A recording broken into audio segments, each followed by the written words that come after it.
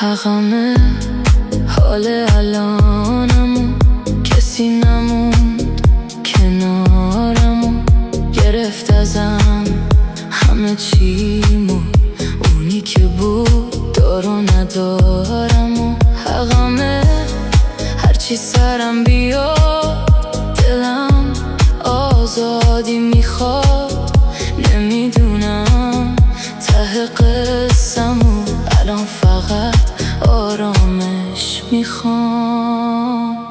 آخره سمتی سقوط کردم که بهش تکیه